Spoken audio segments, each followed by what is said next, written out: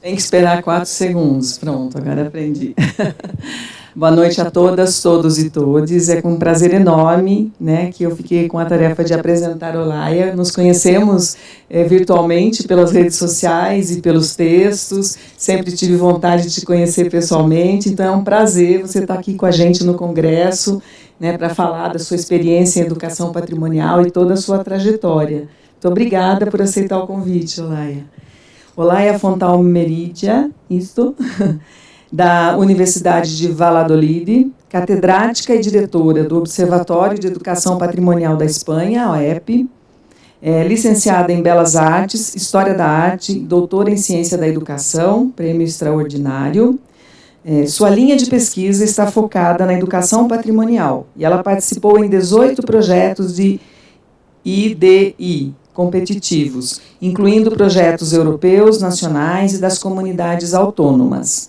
Ela publicou mais de 80 artigos em revistas, é autora de 4 livros e coordenou a publicação de 9 publicações. Além disso, ela dirigiu 19 teses de doutorado relacionadas com educação patrimonial e ministrou palestras convidadas em várias cidades da Espanha e em outros países, como Canadá, Holanda, Inglaterra, Portugal, Itália, França, Cuba e Brasil. Ela coordenou a elaboração do Plano Nacional de Educação e Patrimônio e atualmente coordena a Comissão de Segmento.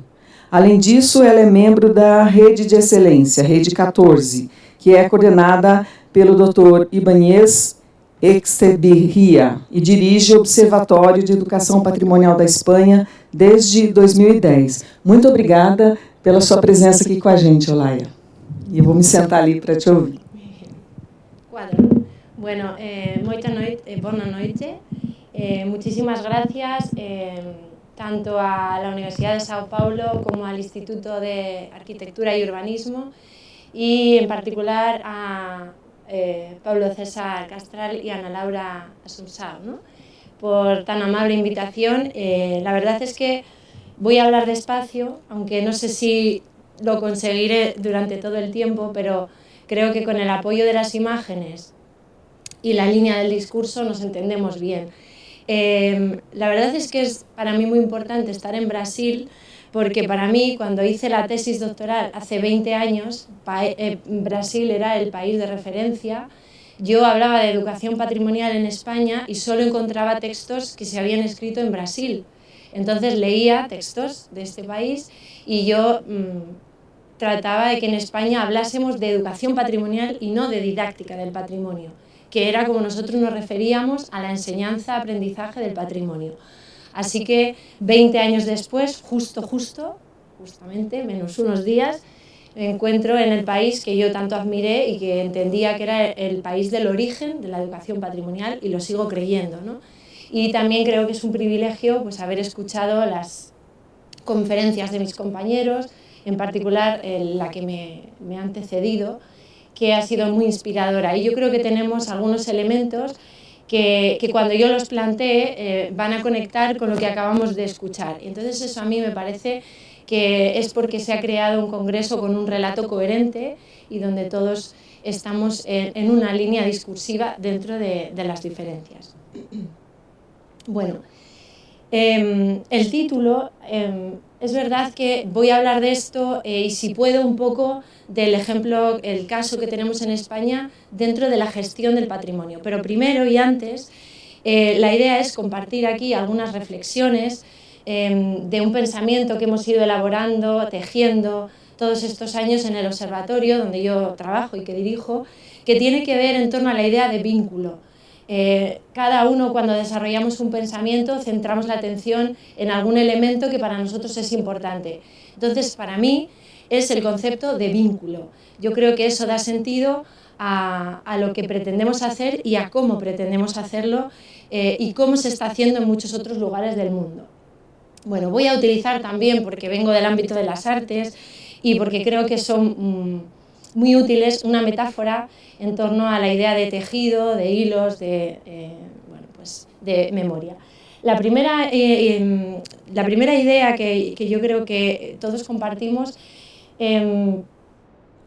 es algo así como que el patrimonio, a lo que llamamos patrimonio, es el resultado de un tejido que el ser humano ha ido configurando a lo largo del tiempo y que es un ejercicio que hacen los seres humanos para trascenderse a otras generaciones.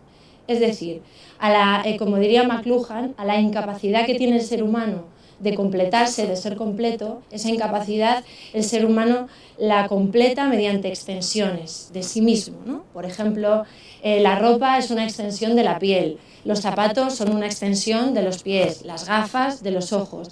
Y en esta lógica, el patrimonio cultural es una extensión del ser humano para continuarse, debido a que es, mortal, se continúa a través de su patrimonio en otras generaciones. Entonces, esta es la metáfora, que ese tejido se va articulando y se va configurando y se va modificando a partir de las intervenciones de todas las generaciones. Esto, que creo que todos entendemos, después lo voy a utilizar para cuestionar algunas ideas que quizá, o al menos en España, quizá en Europa, están demasiado sentadas con relación al concepto de patrimonio.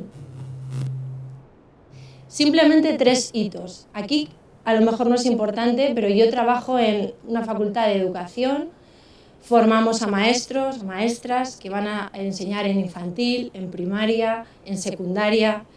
Y es importante en el campo en el que nosotros trabajamos reivindicar que nuestra disciplina no es de segunda, ni de tercera, ni es menor, porque nosotros nos ocupamos de cumplir la Declaración Universal de Derechos Humanos. Es decir, el ser humano, por ser humano, esto es un juego de palabras en español, ¿no? Ser humano y el ser humano, tiene derecho a participar y al patrimonio cultural. Por lo tanto, no es prescindible ni es secundario, es algo imprescindible y en lo que tenemos que dedicar muchos esfuerzos. Pero esto no se entiende en todos los foros y en algunos hace falta reivindicar la importancia del trabajo que nosotros hacemos, que es cumplir los derechos fundamentales, los derechos humanos. Saltamos a la Declaración de Friburgo, porque sabéis que los derechos humanos después se fueron, dividiendo en su estudio, y hay una categoría a la que hemos llamado derechos culturales, que es ahí donde entra todo el trabajo que nosotros hacemos, pero como parte de los derechos humanos. Y en esta declaración de 2007, si no la habéis leído, realmente es muy recomendable porque están expresadas todos los objetivos, todas las necesidades, todas las orientaciones para trabajar en educación patrimonial. Entre medias, en Europa, no sé si la conocéis, pero hay una convención, esa convención de Faro, que se redacta en 2005, pero no entra en vigor hasta 2011. Fijaros la cronología, porque es firmada por 10 países, 2011. España la firma, se adhiere en 2018, pero no es hasta 2022, es decir, el año pasado, que en España hemos ratificado la Convención de Faro, que es un texto guía en Europa porque está cuestionando en gran medida los planteamientos de UNESCO, Patrimonio de la Humanidad, etc. Simplemente en la introducción, es una traducción, pero en la introducción lo que dice es, y para mí aquí está todo, que toda persona tiene derecho a establecer vínculos con el patrimonio cultural de su elección. Y después, respetando los derechos y libertades de otros.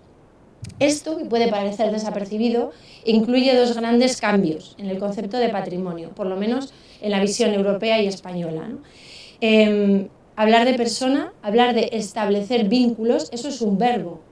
Nosotros en educación trabajamos con verbos, que son nuestras acciones, que son nuestros objetivos. Entonces no está diciendo toda persona tiene derecho a conocer, a comprender. No, está hablando de establecer vínculos. Ese es el verbo. Y además habla del patrimonio de su elección, no el patrimonio dado, heredado, no. La agencia de elegir se la sitúa a las personas. Claro, aquí entra la educación, porque para que una persona pueda elegir, tiene que querer elegir y saber cómo elegir. Y ese territorio es el que ocupa la educación patrimonial.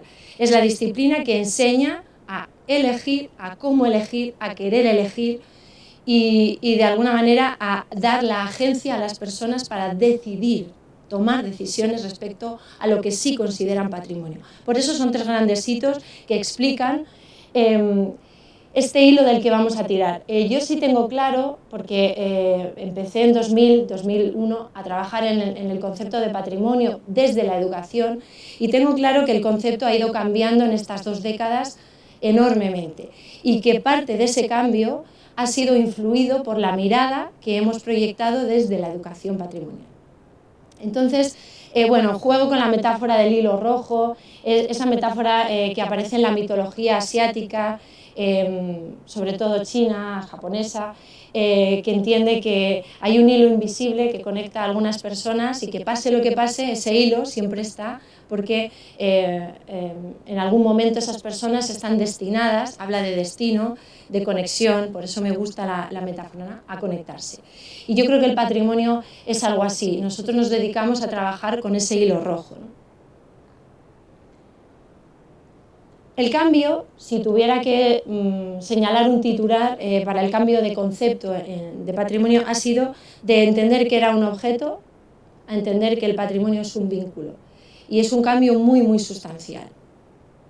Este es un ejemplo real que siempre utilizo porque yo creo que todos lo vamos a entender para significar este tránsito, ¿no? Esta es una caja, bueno, mira. Esta es una caja roja que es mía, de verdad es mía esta caja, y en esta guardo una serie de objetos que tienen valor para mí, otra palabra, valor.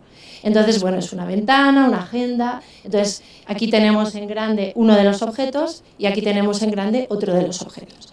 En la concepción tradicional de patrimonio diríamos que esta es mi caja de patrimonio, sería a lo que tradicionalmente se llama patrimonio, ¿no? Sin embargo, claro, yo creo que aquí falta el relato, ¿no? Porque, bueno, no puedo contarlo de manera extensa, pero esta libreta realmente es una libreta que yo conservo y que cuando mi abuela murió, yo tenía 18 años y mi abuela siempre vivió conmigo en la casa, y cuando ella murió, mis primas se sentaron, pusieron encima de la mesa algunas joyas, muy pocas porque ella era humilde y no tenía muchas joyas, y yo vi esa libreta.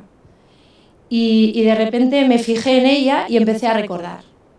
Y me acordé, la cogí, la abrí, y hacia mitad había una frase escrita que yo había escrito con 10 años menos, es decir, con 8 años, y ponía, Elisea, se llamaba así mi abuela, Elisea es la más buena y la más guapa del mundo. Y me acordé de por qué yo había escrito aquello. Era porque un día regresé del colegio, ella había cocinado verduras y patata, yo protesté, dije que aquello era un asco, me comporté mal y mi abuela se disgustó mucho porque ya había pasado hambre cuando había guerra, y me dijo que era una maleducada, que eso no podía ser, que la comida había que respetarla, se enfadó, y yo, en mi mente de niña, pues mi perdón era escribir eso en esa agenda, que era la agenda donde ella me pedía a mí que yo le pasase a limpio los números de teléfono, porque ella apenas escribía con una letra enorme y esta agenda es pequeñita para llevar en el bolso. Y claro, lo mágico de aquello para mí entonces fue darme cuenta que ese objeto contenía todos esos recuerdos que jamás hubiera yo recordado si no entramos en contacto el objeto y yo. Y a mí me pareció que aquello era maravilloso, ¿no? Porque el encuentro entre el ser humano y el objeto establece ese vínculo. Es maravilloso cómo la memoria tiene agazapados recuerdos esperando solamente a que un objeto los detone, ¿no? Y claro, esto en realidad no era una agenda, esto yo encontré a mí misma 10 años antes. ¿Quién era yo? ¿Cómo era esa relación? Esto que os he contado habla de quién era mi abuela, cómo nos entendíamos, cómo nos relacionábamos, ¿no? Bueno, entonces faltan las personas. Y bueno, la bellota es una bellota que yo le compré a mi padre cuando ya sabía que también iba a morir, pero yo quería que él la tuviese, al final me la quedé yo, pero es un objeto también vinculado a la trascendencia de las personas a través, en este caso, de objetos que contienen recuerdos, que es una conducta que el ser humano constantemente ha tenido. Y yo creo que es importante entender las conductas a partir del patrimonio más íntimo, ¿no?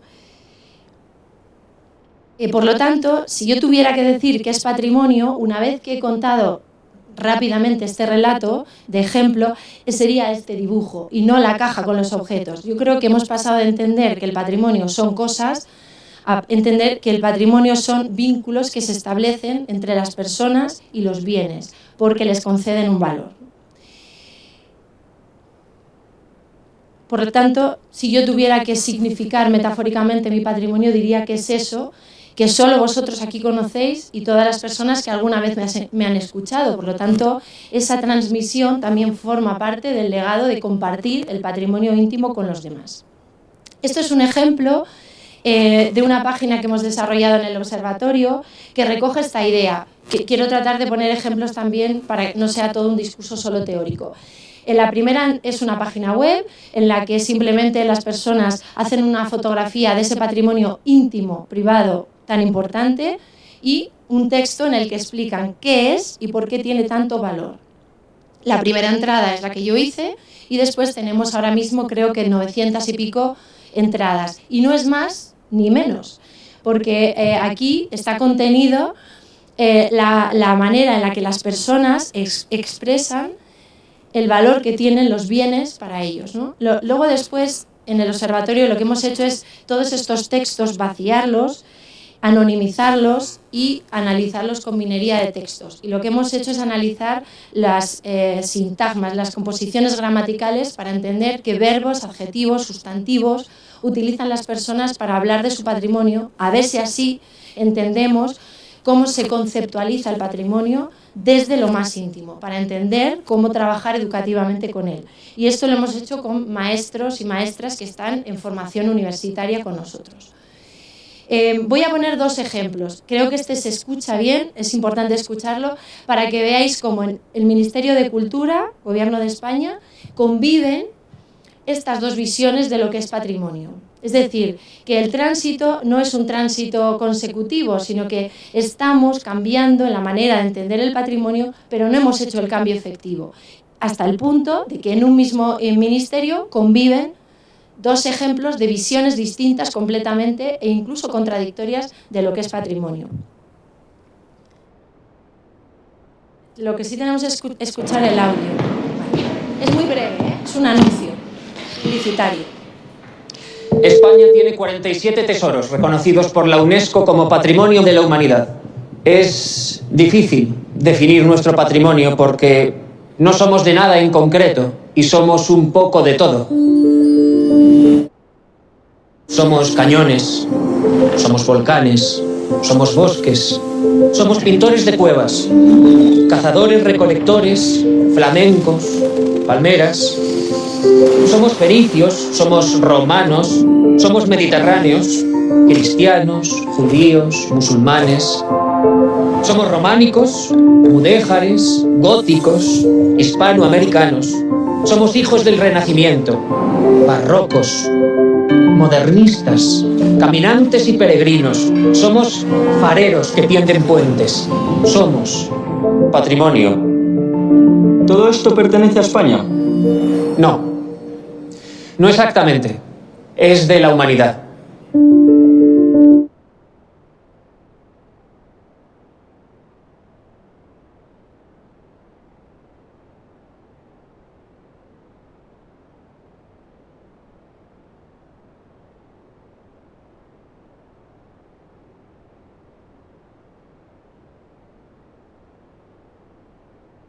Bueno, yo creo este anuncio a mí me fascina y lo detesto a la vez que me fascina, porque está todo aquí, todas las contradicciones, todos los prejuicios, todas las falsas maneras de entender el patrimonio, pero al mismo tiempo me es muy útil porque me sirve para explicar justamente el cambio, ¿no? Daría para un capítulo, y de hecho me ha dado para un capítulo, porque para empezar habla de somos, ser, pero en realidad de lo que está hablando es de tenemos. Habla del ser, pero lo que está hablando es de elementos materiales sin ningún tipo de conexión con las personas. Y yo creo que es casi un imposible ontológico entender que somos cañones, cuevas, recolectores. Entiendo que el lenguaje publicitario tiene que utilizar estos recursos porque tiene que hacerse entender en muy poco tiempo. Pero creo que en el fondo las personas que han hecho el anuncio no están entendiendo saben hacia dónde vamos, pero no acaban de entender dónde queremos llegar, ¿no? Porque cuando dices somos, podría decir potencialmente podemos llegar a entender que algunos de estos elementos han influido en algunos de nuestros referentes identitarios, pero eso no se puede decir, porque es muy largo y muy complicado, ¿no? Nosotros no somos eso, porque para que tú seas algo, tú tienes que decidir que quieres ser ese algo, y no es el caso. Y además no podemos ser todo eso a la vez. Entonces creo que hay un discurso confuso, incoherente e incluso contradictorio entre el mensaje somos y lo que después refiere, que es tenemos un montón de bienes, somos el tercer país, ahora ya sabéis que somos el cuarto, pero eso no significa, desde el punto de vista educativo al menos, no significa nada, ¿no? En términos de enseñanza-aprendizaje. Bueno, pues el mismo ministerio también hizo este anuncio, que es porque en las ciudades declaradas Patrimonio de la Humanidad en España había habido muchas agresiones a los monumentos en forma de grafitis. Y las autoridades estaban preocupadas porque parecía que eso iba más. Entonces generan una campaña, hacen un concurso para un cartel que explicase o que tratase de concienciar por qué no había que hacer esto, ¿no? Agredir al patrimonio. Y me gusta porque también es publicidad y también es una metáfora, pero yo creo que recoge mucho mejor la idea de vínculo que la anterior, ¿no? Si nos fijamos, siendo todas las ciudades Patrimonio de la Humanidad, no aparece un solo monumento, ni aparece ningún nombre de ninguna ciudad. Lo que aparecen son dos personas con los grafitis reales, eso sí, de los monumentos, sobre su cara y un mensaje que dice: cuando dañas al patrimonio, nos dañas a todos. Y yo creo que aquí sí se está recogiendo esa idea de extensión entre los bienes y las personas, ¿no? Y cómo el patrimonio en realidad es un concepto que no se puede disociar del ser humano, ¿no? Que es lo que decía el compañero, porque es una gestación de los seres humanos para continuarse en otras generaciones. Creo que estos dos ejemplos manifiestan cómo hay un cambio de concepto cada vez más manifiesto, pero todavía conviven dos formas de entender el patrimonio. Yo diría la forma UNESCO y la forma Faro, ¿no? Por simplificar en los dos referentes que hemos ido viendo.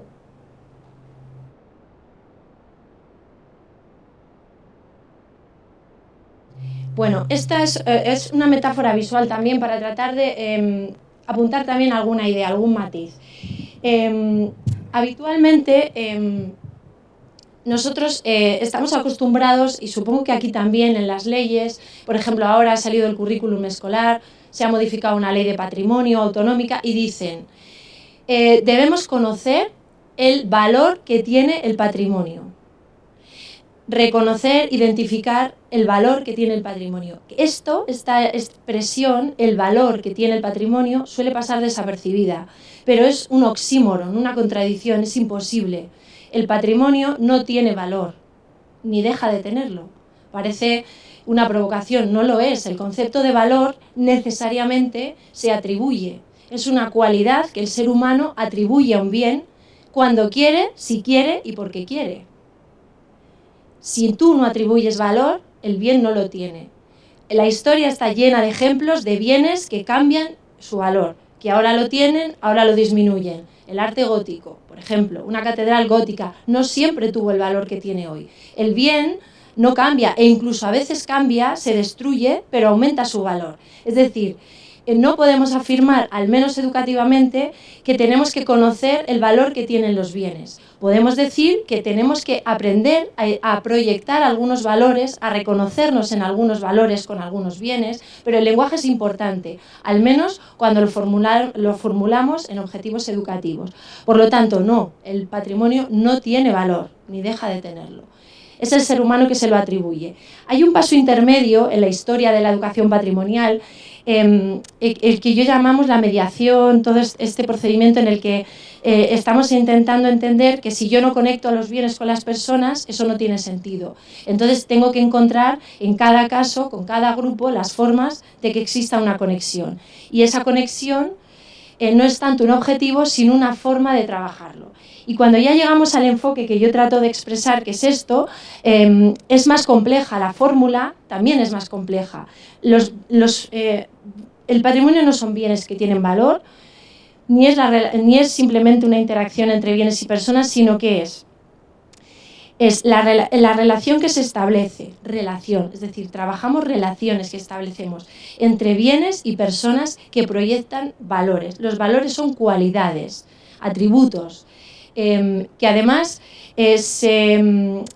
cuando tú los atribuyes generan un vínculo. Si tú no eres capaz de atribuir ningún valor, no existe un vínculo. Puede ser potencial, pero ese vínculo no es efectivo. Y muchos de los ejemplos que hemos estado viendo nos dedicamos a identificar valores que proyectar para conectarnos con esos bienes y establecer vínculos. Por lo tanto, el vínculo es el resultado de un proceso por el que las personas atribuyen valores a bienes.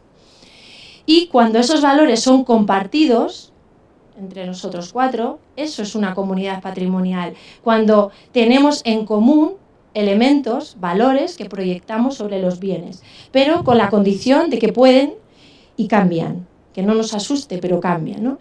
Ejemplo, porque claro, si hablamos de vínculos, podemos hablar de estadios, ¿no? El vínculo inexistente, que es aquí, ahora os lo conecto, os lo explico. El vínculo latente, que empieza a aparecer pero no se consolida. El vínculo patente, cuando después de la educación patrimonial o de la mediación educativa existe una conexión y además es consciente, ¿no? Nos damos cuenta que tenemos alguna relación con ese bien, son los ejemplos que hemos visto.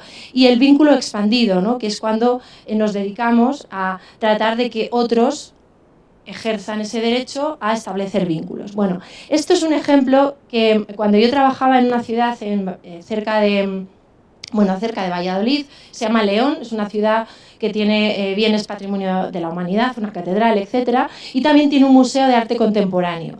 Y yo todos los años quedaba con mis alumnos de magisterio, cuando trabajé allí, para trabajar el arte contemporáneo de su ciudad, de un museo que acababa de abrir, pero nadie quería. Y además era de arte contemporáneo y era gratuito. Y yo les decía, quedamos dentro, en el hall, nos vemos allí a las 12. Y todos los años me esperaban fuera, no entraban.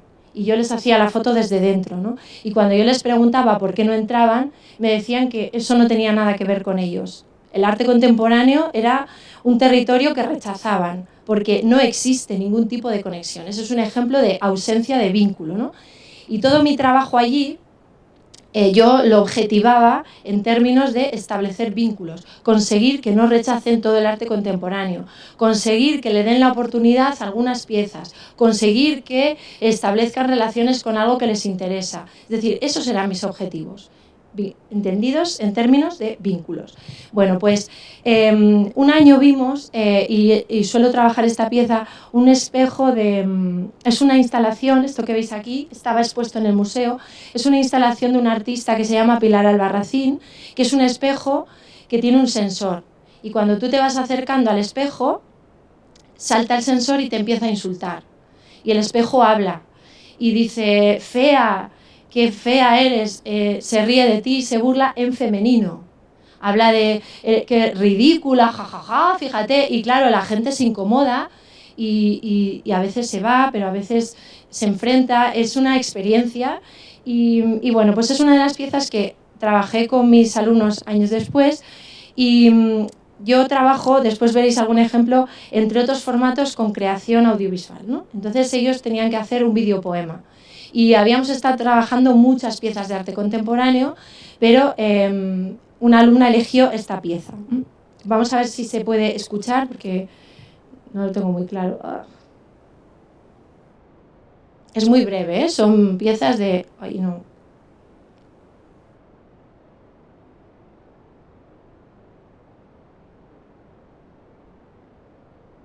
Los días en los que me reflejo del espejo me dolía, en los que contigo como arma, en los que creía que el amor me salvaría, no siempre he sido mío. Veis que es una pieza breve ¿Por qué lo traigo? Porque esta alumna era de las que más rechazaban el arte contemporáneo, ¿no? Y claro, a veces la forma de entrar pues no es la mejor explicarles lo importante que es el arte contemporáneo como si fuera un mandamiento, ¿no? Tú respetarás el arte contemporáneo, tú valorarás, así nos han enseñado el patrimonio, ¿no? Y así es, tú reconocerás el valor que tiene el arte contemporáneo. En cambio, generas mecanismos, estrategias para que exista alguna conexión. Y ella eligió esta pieza, podía haber elegido otras. Y cuando exponen los videopoemas, pueden explicar o no, pero ella quiso explicarnos, y tengo autorización para poner su vídeo, aunque no decir su nombre, obviamente, que ella padece anorexia y que encontró en la pieza de Pilar Albarracín una inspiración para expresar algo que no había expresado y que ni siquiera había contado nunca, y nos lo contó aquel día en clase a todos. Casi era como el inicio de algo para ella, ¿no? Había entendido que podía expresar y que necesitaba expresar algo como parte incluso de su terapia. Es un pequeño ejemplo, pero si yo tuviera un peso, que en educación somos a veces muy injustos con nosotros mismos, ¿no? A la hora de medir los aprendizajes que generamos. Y yo creo que este pesa mucho, mucho, que una persona que empieza rechazando el arte contemporáneo, que no quiere entrar al museo porque no tiene nada que ver, que acabe siendo capaz de expresar en 30 segundos, menos de 30 segundos, algo de sí misma, porque un artista que le ha interesado la ha inspirado, y a partir de ahí empieza un proceso de interés, de investigación, que era parte de la actividad, en el arte contemporáneo. Pero aunque no fuera más, a mí ya me parece suficiente, porque por extensión esa persona no va a rechazar el arte contemporáneo, no va a volver a decir que es una tomadura de pelo, que eso lo hace cualquiera, que es una estupidez, que vaya tontería, que es lo que dicen todos ellos, ¿no? Entonces yo creo que esto es un elemento de evaluación, es decir, esto es una evidencia o un indicador de que algo ha cambiado, de que se ha establecido un vínculo, yo aquí diría latente, ni siquiera es patente, ya tendremos tiempo de hacerlo patente después, ¿no? Pero también creo que el concepto de vínculo, aunque parezca una redundancia, necesita personas, y el concepto de patrimonio no es que necesite personas, es que incluye a la persona, porque el ser humano es el que hace el patrimonio, ¿no? Esta idea insistiré, y además en relación con lo que ha dicho el compañero. Por tanto, yo también creo que hay que humanizar el concepto de patrimonio, que no es otra cosa que devolverle al concepto de patrimonio su esencia, su origen esencial, que yo creo que lo había ido perdiendo en un proceso de inflación, de inflación, una burbuja de lo patrimonial, influida por el turismo, por lo económico, que ha acabado estallando. Es una especie de derrame ontológico, y ha vuelto, para cerrar la herida, a su origen, a entender el propio concepto de patrimonio es indisociable del ser humano. No es que hay cosas y hay seres humanos que trabajan con esos bienes, es que el ser humano, por ser humano, genera elementos que lo trascienden, y a ese conjunto es a lo que llamamos patrimonio. Me cuesta mucho disociar la palabra persona de patrimonio. Entiendo que la incluye, ¿no? Ejemplos, bueno, pues se me ocurre pero hay miles, ¿no? En Chile han hecho bien o mejor que nosotros en el observatorio este trabajo, que es un inventario, ellos le llaman catastro, inventario colaborativo, no de patrimonio, de educación patrimonial. Nosotros en el observatorio inventariamos programas de educación patrimonial, pero lo hacemos el equipo de investigadores, llamando, buscando. No, aquí el Ministerio ha sido capaz de generar una dinámica para que a lo largo y ancho del país las personas que llevan a cabo proyectos de educación patrimonial los inventaríen y expliquen ellos lo que están haciendo. Yo creo que esto es un ejemplo de ese cambio, ¿no? Y este es el modelo al que nosotros queremos tender en el observatorio. Y casi lo explico aquí como autocrítica o como elemento de mejora. Esto es obvio, pero sin personas no hay patrimonio. No existe, ¿no? Entonces, estos verbos somos las personas las que lo transmitimos, las que lo valoramos, lo cuidamos, lo seleccionamos, lo educamos, etcétera, ¿no? Entonces, yo creo que humanizar el concepto del patrimonio es humanizar su educación, o quizá al revés, la educación ha sido capaz de ir humanizando el concepto de patrimonio hasta devolverlo a su origen esencial. Esto es otro elemento un poco quizá conflictivo, pero yo creo que lo resolvemos fácilmente. Lo contemporáneo, lo histórico, el tiempo. los segmentos del tiempo, cómo los historiadores, para historiografiar, tenemos que clasificar, ordenar, establecer momentos en el tiempo. Yo prefiero pensar que esto es un tejido continuo, primero, que todo patrimonio ha sido alguna vez contemporáneo y que todo patrimonio ha sido alguna vez contemporaneizado. No sé si en portugués se entiende, ¿no? Y yo creo que son verbos, contemporaneizar, muy importantes e interesantes en educación. O diría imprescindibles, y me explico. Bueno, Goya, cuando quiso hablar de la Guerra de la Independencia, de los fusilamientos del 3 de mayo, se refirió a un acontecimiento de su momento que, recogió el instante, ¿no? Pero Goya también ha sido contemporaneizado por un artista, es Premio Nacional de Fotografía, bueno, es un artista español, Ballester, que quiso justamente deshumanizar, ¿no? Dejar los escenarios, los lugares de esta pieza. Lo ha hecho con muchas obras de arte, icónicas, muy reconocidas, ¿no? Aquí esta me sirve más que para ver también cómo un artista contemporáneo contemporaneiza, para mostrar cómo a veces la educación patrimonial en la que hemos venido trabajando es esto, y no esto, ¿no? Que es la completa, este patrimonio que nos han heredado, es este deshumanizado, ¿no? Y nosotros queremos volver al complejo, al origen, al que realmente explica la interacción entre las personas y el lugar, ¿no? Pero también es interesante, y aquí en educación, y sobre todo los que venimos de ciencias sociales, educación histórica, tenemos un cierto complejo cuando hablamos de contemporaneizar. Me explico. Cuando tus alumnos relacionan lo que están viendo, por ejemplo, los fusilamientos, con acontecimientos contemporáneos suyos, esto se entiende más como una fase casi necesaria, pero suave, sin importancia, intrascendente, para llegar al conocimiento verdadero, que es el histórico, el factual, y yo no estoy de acuerdo. Yo creo, y esto, por ejemplo, el otro día en un museo, la guía preguntaba a los niños, ¿a qué os recuerda esta pieza? Y claro, ella pensó que iban a responder 2, pero respondían y no callaban, y ya se puso nerviosa y dijo, bueno, vale, luego me contáis que tenemos que seguir. No. Tú has preguntado y lo que te están diciendo no es banal. Te están explicando cómo ellos, a través de su recuerdo, sus conocimientos, están entendiendo y relacionando eso de ahí. Y con esto tendrías para no tener que hablar nada más, porque tiras de ese hilo y incluso sabes qué entienden por arte, qué rechazan del arte, qué estereotipos están trabajando y podrías estar... Entonces, no es secundario. Cuando un alumno te dice lo que le parece, lo que le resulta, es un ejercicio de la obra abierta, de interpretación, de relación entre lo que ven y lo que ellos son, saben, conocen, ¿no? Por tanto, en términos educativos, es materia prima altamente valiosa y creo que no se puede descartar, ¿no? Pero a veces, esta pieza es también de Ballester, con relación a la Última Cena. Cuando yo les pongo esta pieza a mis alumnos, dicen, es la Última Cena. ¿Quién la hizo? Leonardo da Vinci, ¿no? Y ellos entienden que Leonardo da Vinci inventó la Última Cena o la representación iconográfica de la Última Cena. ¿Por qué? Porque creen que siempre, digamos que no tienen esa noción de que algo alguna vez fue contemporáneo, pero también contemporaneizó algo anterior, ¿no? Y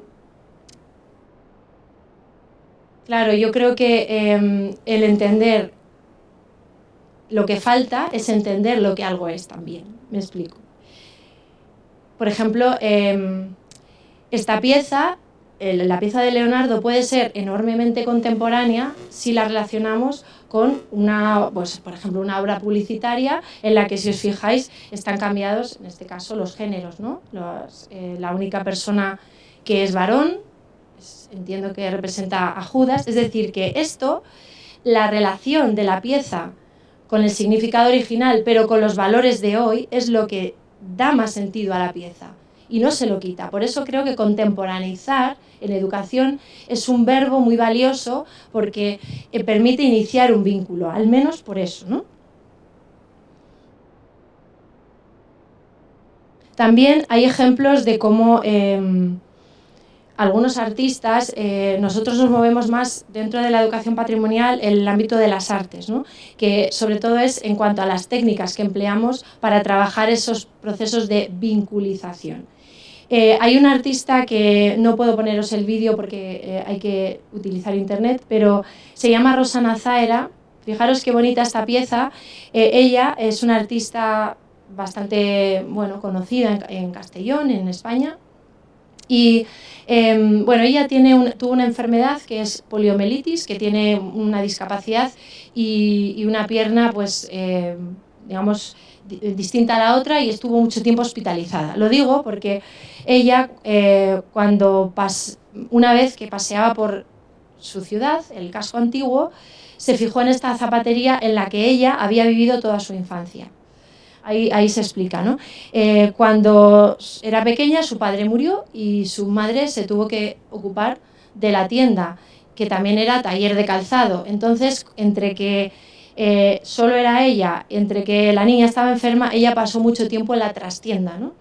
Y cuando ya su madre murió y se jubiló, ella quiso rendirle un homenaje a través de esta acción. Y entonces volvió a la zapatería y le pidió a la dueña, que era una dueña de una zapatería contemporánea, que no tenía nada que ver con ella, si podía hacer una instalación en la que en su escaparate expusiera las cajas de su memoria, ¿no? Yo creo que es una metáfora muy interesante. Y representó en cada caja episodios de su infancia. Por ejemplo, aquí veis el hospital, aquí veis un zapatito que tiene un alza y el otro. Es decir, fue representando momentos que ella había vivido en ese lugar, en el propio lugar, conviviendo con los zapatos expuestos para vender. Y después esta acción la continuó con personas que habían tenido, que tienen daño cerebral. Hizo un taller. Y lo interesante, a ver qué os parece, y es en lo que yo quería centrarme un poco, es ella cuando trabajó en ese taller con otras personas, como si yo ahora hago un taller con vosotros, cada uno hizo su caja de memoria. Y el conjunto de cajas de memoria decidieron que las iban a exponer cerradas para siempre. Y entonces a mí esto me parece una metáfora muy interesante de cómo la memoria está, aunque no se ve, y cómo incluso a veces no tiene por qué verse. Y esto quizá es un punto para reflexión de cómo trabajamos educativamente, siempre en la necesidad de ver, de mostrar, de exhibir a veces lo que quizá no tiene o quiere ser exhibido, ¿no? Es un guiño para que reflexionemos cómo a veces hay una sobreexposición de elementos que no siempre no estuvieron pensados a lo mejor para ser vistos, y cómo a veces las cosas están y son, aunque no se vean. Esta otra pieza es otra metáfora del tiempo, ¿no? Esta es la novia del tiempo. Ella va tejiendo su capa con, ¿cómo se llama? Con hierba fresca, verde, que con el paso del tiempo se va secando, y al final la cola arrastra el peso de los recuerdos, de objetos reales de ella, y se dirige hacia el altar. El altar es la muerte, ¿no? El momento en el que tú te casas con el tiempo eterno o dejas de vivir. Eso es toda una metáfora de esto mismo que yo quiero explicar, pero a través de obras de arte que están intentando contar lo mismo, pero desde el lenguaje artístico, ¿no? En un intento de redundar a lo mejor en la idea que os estoy tratando de explicar, pero desde una perspectiva más artística.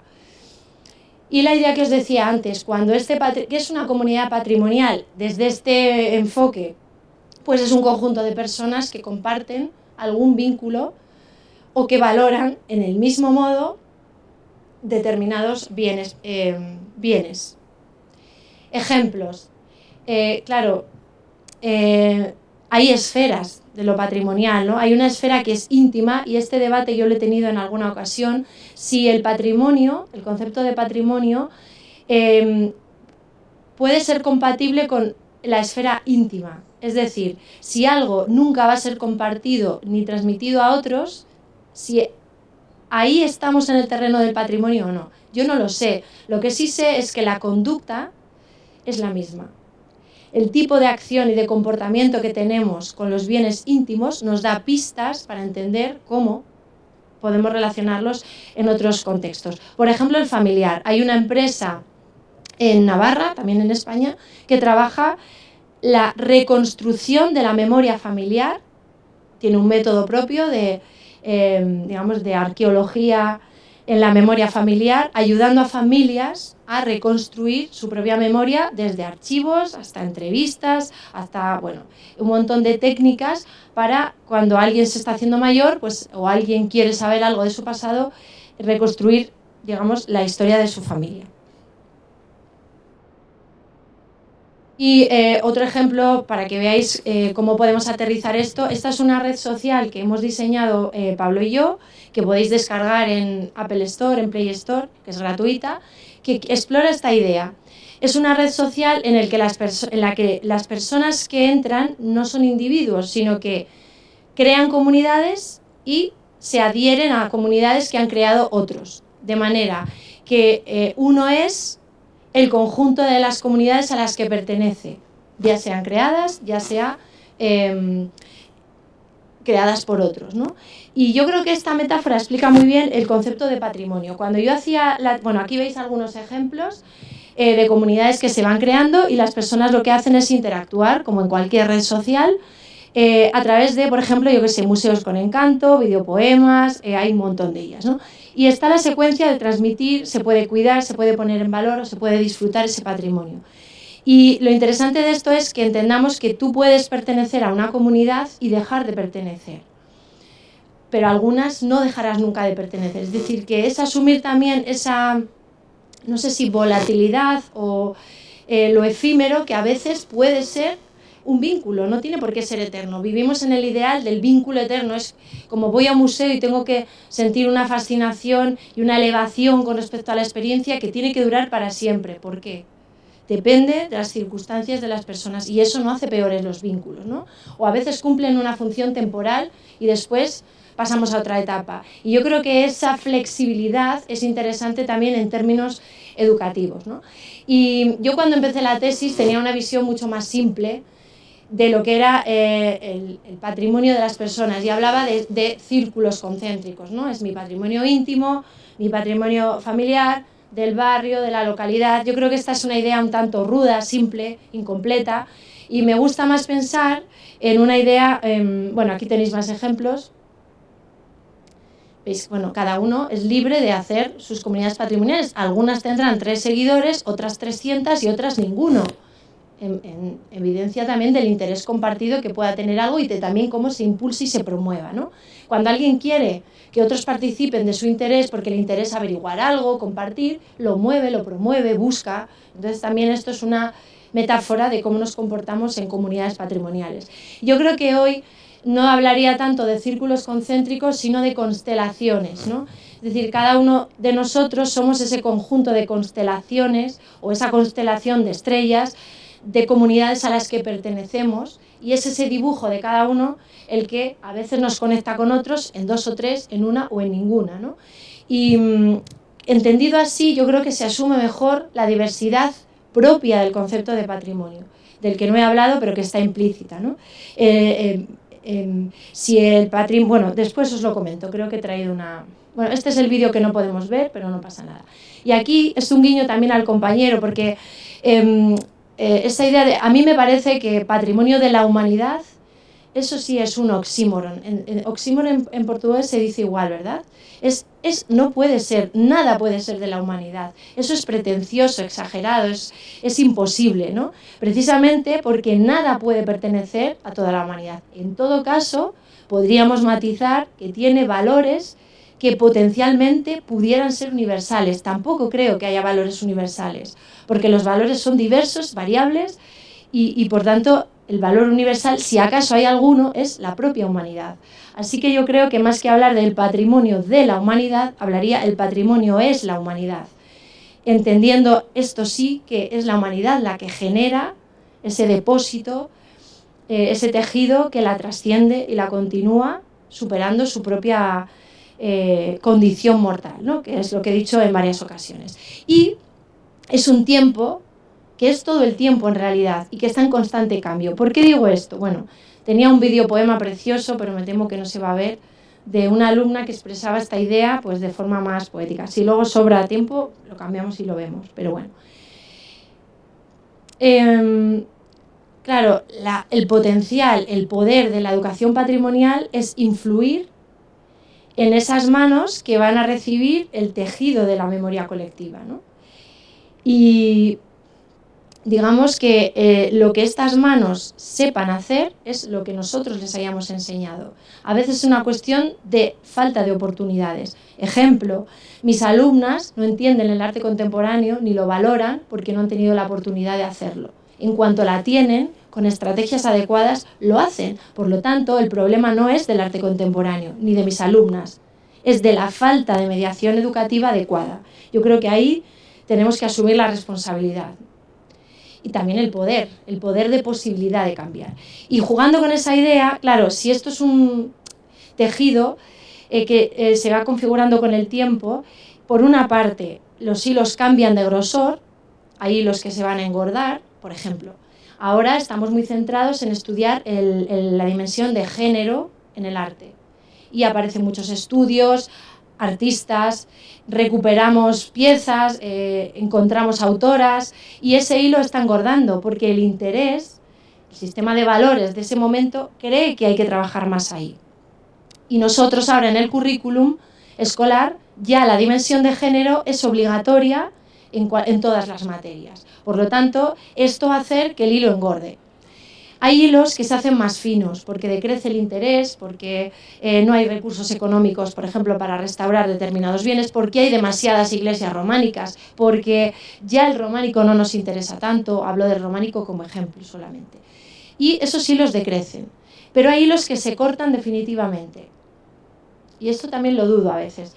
Un hilo se corta definitivamente cuando no hay una sola mente que recuerde nada ni relacione nada con respecto a ese bien. Y ningún vestigio ni nada que nos relacione a ese bien. Por lo tanto, si el bien ha desaparecido y cualquier forma de recordarlo, de relacionarnos con ello ha desaparecido, ese bien ha desaparecido, yo no lo sé, ¿eh? Yo creo que, no sé, incluso metafísicamente podría seguir existiendo transformado en algo. No sé, lo dejo ahí, pero es verdad que hay hilos que se cortan porque no atendemos a los testimonios de las personas que los portan. Y entonces eso, al menos hay que ser conscientes de ello y decidir actuar, ¿no? Y por otra parte, las manos de hoy, a veces en educación me da la impresión que se pretende que sean unas manos cuya única función es recibir y legar. Y yo creo que esas manos tienen que tejer y retejer lo que han recibido y además aportar lo que les es propio por derecho propio, porque el presente tiene algo que aportar a ese tejido cultural, en la manera de entenderlo y en la manera de ser y contribuir a su continuidad. Y no puede ser solo que nos dediquemos a tejer lo que hemos recibido, sino que tenemos que relacionarlos con ese ejemplo contemporáneo de extensión de lo que estamos siendo para otros, ¿no? Y yo creo que hoy igual incluso podíamos hacer un tejido en 3D, ¿no? Por decir algo. La tecnología de cada momento también influye en cómo tejemos. Ejemplos, en arqueología, pues todas las técnicas que han permitido, yo qué sé, más precisión en la datación. Es decir, que el presente se tiene que reivindicar como parte del tejido cultural que contemporaneiza y que además aporta contemporaneidad y que además tiene el derecho a tejer lo anterior y a saber tejer. Y a que le enseñen a tejer, ¿no? Y ese es el derecho fundamental, son los derechos humanos. Claro, ¿esto por qué es importante? Porque de cómo entendamos el patrimonio vamos a entender la educación patrimonial. Y yo no digo que hay un modelo, pero sí hay correspondencias entre cómo entendemos el patrimonio y cómo lo enseñamos. Por ejemplo, si entendemos que es un objeto, estaremos hablando de transmisión, porque lo importante es dar a conocer algo de ese bien, de ese objeto. Si entendemos que es un texto, son metáforas, trabajaremos más la comunicación del elemento en relación con otros, ¿no? Si entendemos que es un contexto, abordaremos más la interpretación de ese elemento en un contexto histórico, geográfico, etc.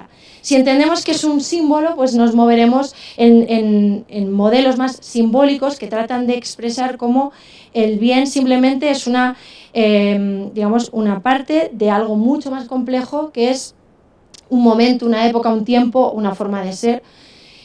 Si hablamos de la extensión, que os he comentado toda la charla, nos moveremos más en un enfoque identitario, y si hablamos de vínculos, bueno, pues podríamos hablar de un enfoque más comunitario, ¿no? Lo que es importante es, yo creo que respetar que existan varios modelos, pero exigirles coherencia, que no existan discrepancias. Ejemplo, cuando yo estudiaba en quinto de Bellas Artes, siempre suelo poner este ejemplo porque creo que se entiende. O bueno, mejor, cuando estudiaba Historia del Arte yo ya había hecho otra carrera, estaba haciendo la tesis y tenía otra mentalidad, trabajaba en educación patrimonial, era más crítica, y entonces tenía un profesor de arte barroco español que era un especialista pues muy reconocido en arte barroco español y que además tenía una memoria prodigiosa, y él llegaba a clase, se sentaba tal que así, no tenía un solo papel, solo tenía las diapositivas que iba pasando, miraba la mesa y hablaba durante 2 horas. Y hablaba muy rápido y nos fascinaba porque nunca miraba un solo papel. Y decíamos, pero todo esto lo tiene en su cabeza, ¿no? Y tan rápido hablaba que para coger apuntes nos turnábamos. 10 minutos tú, después tú, porque acababas agotado, ¿no? Entonces, o teníamos trucos, no entendíamos mucho, ¿no? Pero, por ejemplo, Cristos. Decíamos, el Cristo del 62 es el que tiene una mota de polvo en la diapositiva, porque era la forma de recordar. Entonces así pasábamos los días con ese experto, ¿no? Y un día me acuerdo que yo estaba copiando y él dijo, bueno, tenéis que ir, estábamos hablando de la Semana Santa, de las diferencias entre la castellana, la andaluza, etc., ¿no? Y entonces él dijo, bueno, tenéis que ir, ¿habéis estado alguna vez en la Semana Santa de Sevilla? Y yo copié, ¿habéis estado alguna vez? Y entonces miramos y dijimos, nos está hablando. Nos miró por primera vez después de 3 meses. Y entonces dijo, tenéis que ir, es un espectáculo de luz, sonido, olores, movimiento, lo explicó, de tal manera que yo, que no tenía ningún interés en esa asignatura, ese año, y no tenía dinero tampoco, pero conseguimos organizar un viaje cutre, decimos en España, muy sin recursos, pero fuimos a la Semana Santa de Sevilla. Bueno, ese año no, al año siguiente que se celebró, ¿no? Y volví. Entonces, claro, otra vez volvemos a 2 cuestiones. ¿Cuánto mide, cuánto pesa eso que él consiguió con una sola frase, que no consiguió el resto del año? Con una sola frase consiguió que 6 personas fuésemos a ver una Semana Santa y nos fascinase. Yo creo que él vivía en una contradicción, porque él creía que conseguiría que nos fascinase, que nos gustase, que nos interesara, que incluso disfrutásemos de lo que él sabía, por el mero hecho de transmitir contenidos conceptuales. La realidad es que no lo conseguía jamás, excepto una vez y por error. Y de manera inconsciente, yo cuando acabé la asignatura fui donde él, ya saqué la nota, ya estaba evaluada, y quise decirle también que para mí había sido muy importante aquella, y no entendió nada. Me miró como diciendo, pero si lo importante es todo lo demás y tú te quedas con una anécdota, ¿no? Entonces yo me di cuenta que él vivía ajeno a lo que no estaba logrando. Lo que no puede ser es que tú pretendas que tus alumnos disfruten, se identicen, se apropien simbólicamente, hagan suyo el patrimonio y te muevas en modelos de transmisión de conocimiento e incluso de comunicación y comprensión, porque no lo consigues. No lo consigues. Y yo creo que en educación, si algo tenemos, algo debemos es averiguar si hemos conseguido lo que queríamos conseguir. Bueno, y por tanto es importante, nosotros en cada modelo hay unos verbos. Es lo que os decía al principio. En educación, los verbos son objetivos. Y los objetivos, el dibujo de los objetivos, marca modelos. Y yo creo que al menos hay que ser consistente y coherente dentro de nuestro propio modelo. E incluso podemos movernos. Al final el modelo es un artificio, casi del lenguaje para entendernos, ¿no? Para clasificar. Pero al menos tiene que haber coherencia entre el verbo y la acción educativa, ¿no? Esta es la secuencia que en 2003 planteé con la tesis, ¿no? Porque os voy a explicar cómo surge esta secuencia y poquito más, dejamos el cuarto de hora para preguntas. Cuando yo estaba haciendo la tesis doctoral en un instituto, bueno, había una parte en internet, otra parte en un museo y había una parte en un instituto de secundaria. Y estaba trabajando con alumnos de un instituto de un barrio obrero que había tenido una industria que había desaparecido y que yo quería simplemente que conociesen las esculturas y el patrimonio que había en su barrio y en su ciudad, que es Gijón, al norte de España. Y bueno, trabajé de varias maneras. Por ejemplo, la primera sesión yo era muy joven y un poco ingenua también. Y quería hablarles de la identidad, de cómo lo que conservamos nos define, pero yo no podía hablarles de esto, ¿no?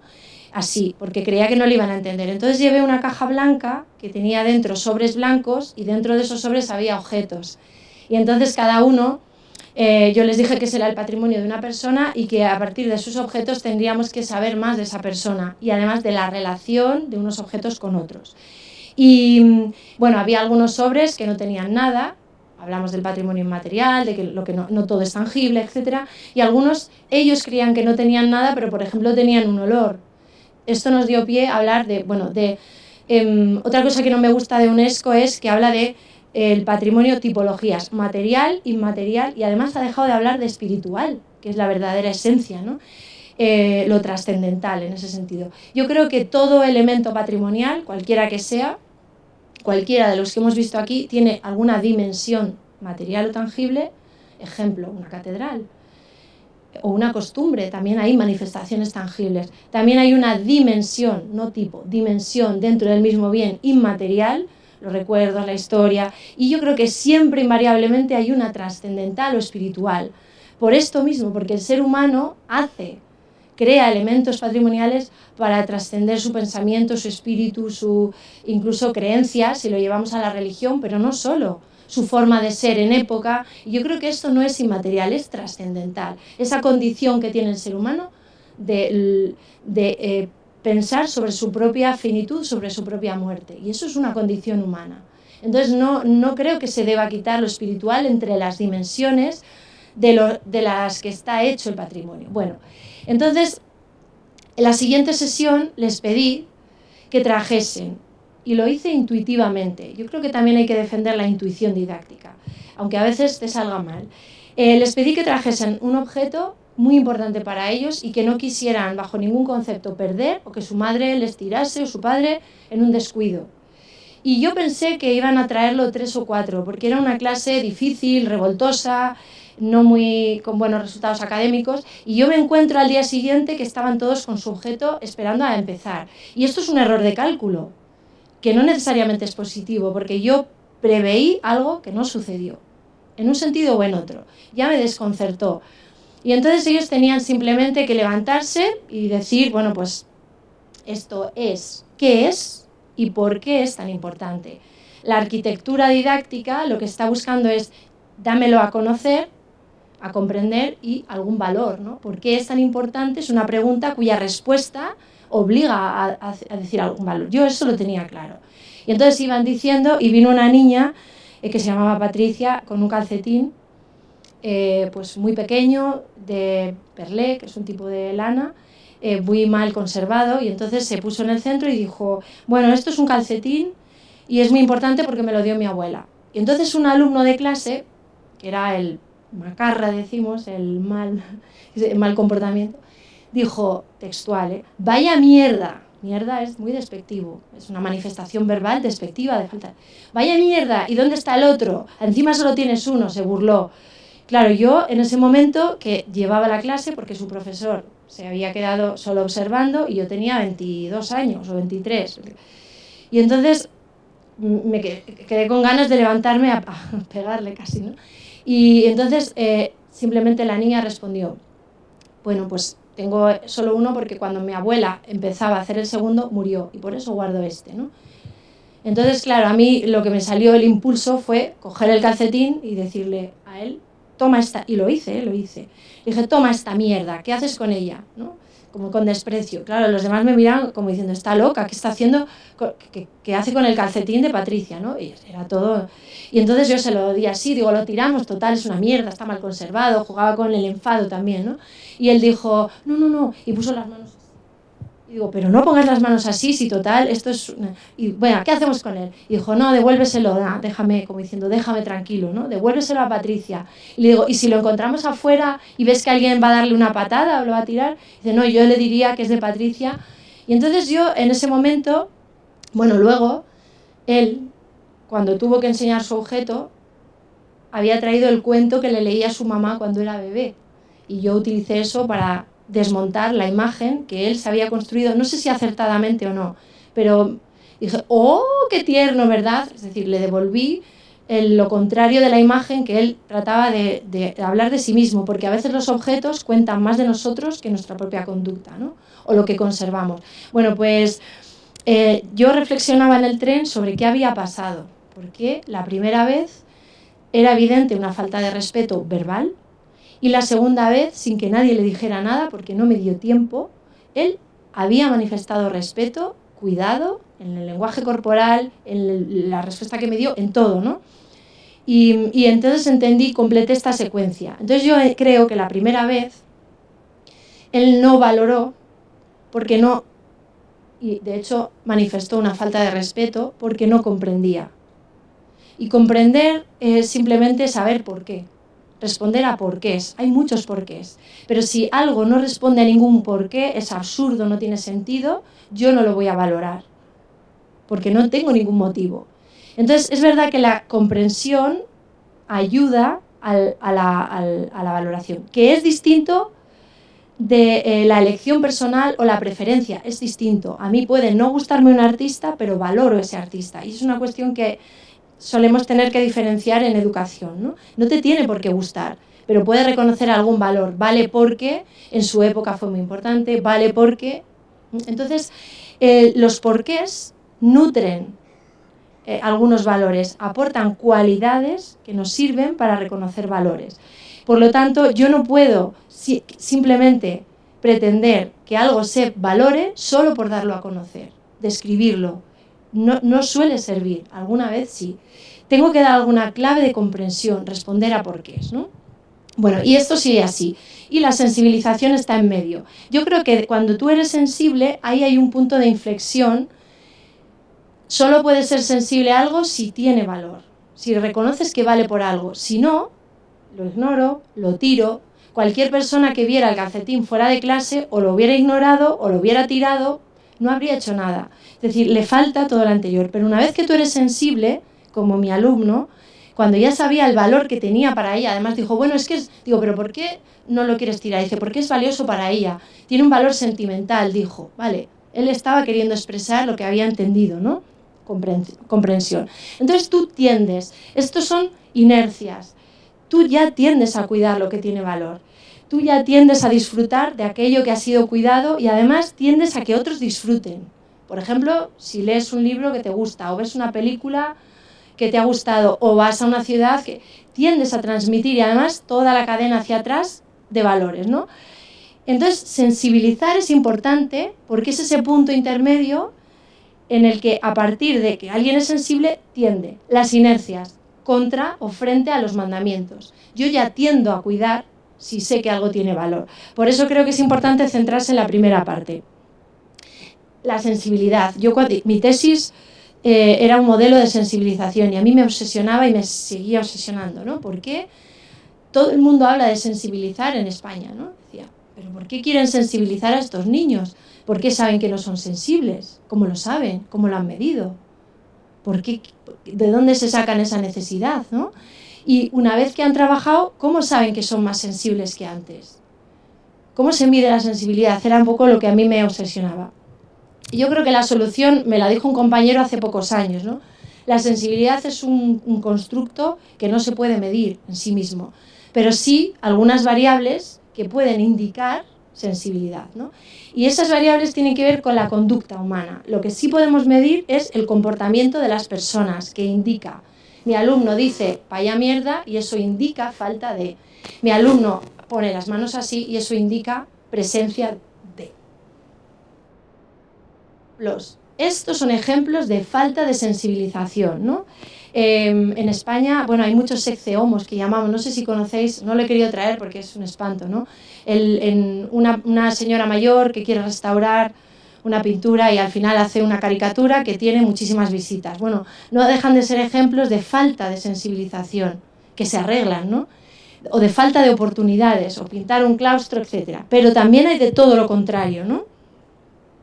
De personas que se organizan y reclaman que no tiren las casas solo por el hecho de que una carretera quiera llegar en Valencia al mar, o de que esas casas tienen valor histórico, aunque no artístico, porque ahí se ha gestado la memoria de sus familias y eso tiene tanto valor como cualquier otro bien, y lo consiguen.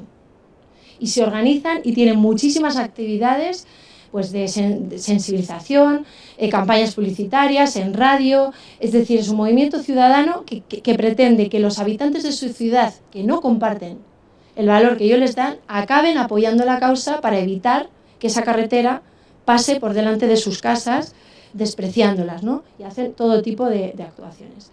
Y ya por último, estos son mis alumnos, los que os digo que trabajaban en el barrio, ¿no? Después de esta sesión, yo les pregunté por esta escultura, que estaba justo frente a su instituto. Y les dije, ¿conocéis esta pieza? Y entonces dijeron, el cacho, bueno, de piedra, el cacho de piedra ese donde vamos a fumar. Ni siquiera sabían que era una escultura. Entonces, claro, yo tenía que conseguir que ellos, de la ausencia de vínculo, sintieran un vínculo, y esa fue mi misión. ¿Cómo lo logramos? La primera parte fue la toma de contacto sensorial, ¿no? Pero también hay una trampa que a mí me funciona muy bien, que es ¿a qué te recuerda? O ¿a qué evoca? Eso te obliga a ti a pasarlo por dentro y a devolver algo hacia afuera, que ya es una especie de hilván de postura leve con algo tuyo, y de ahí yo ya puedo tirar, porque ya te he obligado a hacer algo tuyo, aunque sea un recuerdo, aunque sea una impresión. Y bueno, trabajaron esto y trajimos al artista, una de las sesiones, porque estaba vivo. Entonces le digo, le podéis preguntar todo lo que queráis, con respeto, pero todo lo que se os pase por la cabeza. Le preguntaron de todo, ¿cuánto te ha costado hacer esto? ¿Por qué no tiene forma? ¿Por qué no se conoce? Y él les iba a decir, no, sí tiene forma, son los 4 puntos cardinales, son 5 piezas, son los 5 continentes.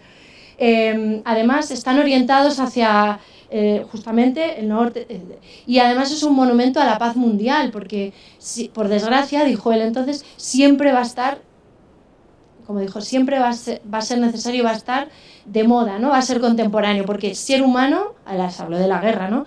Hace guerra y siempre necesitaremos la paz mundial, ¿no? Bueno, entonces, cuando yo el año pasado preparaba el ejercicio de cátedra, pues quise poner esta pieza y busqué a Manuel Arenas, que era el artista. Yo creo que no os lo he traído para no acabar muy sí. Y entonces encontré una noticia que había fallecido. Pero, después de todas las preguntas que le hicieron, defendían la obra a muerte, como decimos nosotros, ¿no? Y llevaron a sus padres y entendieron que la obra hablaba del pasado de su propio barrio, por los materiales, por una alusión a la fábrica que ya no estaba, en la que habían trabajado sus padres. Es decir, que la hicieron suya, entonces llevaban a los padres, ellos te lo contaban, ¿no? El fin de semana a visitarlo. Y además, bueno, hicieron creaciones en torno a esto, es decir, que se apropiaron simbólicamente de la pieza. Y entonces cuando yo me enteré que él había fallecido, pensé un poco en la esperanza mágica, ¿no? Que seguramente a través de esta acción en alguno de ellos había trascendido un artista que de no haber tenido esta sesión ni conocerían, ¿no? Y que seguramente algunos se habría acordado de lo digno, porque me decían qué digno es, con qué dignidad hace las obras, ¿no? De creer que era un cara dura quien hubiera hecho aquello. Incluso cambió su forma de relacionarse, de ir al lugar, ya no fumaban allí, etc. Bueno, entonces, simplemente para acabar, porque creo que merece la pena alguna pregunta, cuando a veces a nosotros nos hablan de la rentabilidad de la educación patrimonial, y claro, casi que implícitamente parece que nos hablan de la rentabilidad económica. Y yo creo que nosotros en educación nos tenemos que mover en otros parámetros que quizás se puedan traducir económicamente, pero a mí no me interesa. Yo creo que la rentabilidad es social, es cultural, es identitaria al menos, ¿no? Y eso es rentable. Es un ejemplo de rentabilidad, puede ser este, pero ejemplos hemos visto aquí muchos, ¿no? Yo creo que es la rentabilidad que tenemos que defender en educación. Sociedades más seguras de sí mismas, conocedoras de quiénes son otras, de todas sus conexiones con las demás y de quiénes somos y cómo somos, ¿no? Que quizá es lo que quería decir ese anuncio de somos patrimonio. Seremos patrimonio. Cuanto más patrimonio seamos de esta manera, más rentable será la educación patrimonial en términos sociales, culturales, identitarios, porque enseñaremos a esas manos a tejer, a que no corten hilos, a que rescaten hilos, a que trasciendan, se sigan trascendiendo y tengan la responsabilidad no solo de legar lo que han recibido, sino de contribuir al legado que otros van a recibir, ¿no? Bueno, lo dejo aquí, os quería hablar del Plan Nacional, pero yo creo que no va a dar tanto tiempo y me interesa más quizá que le demos alguna vuelta a esto, ¿no? Que os haga.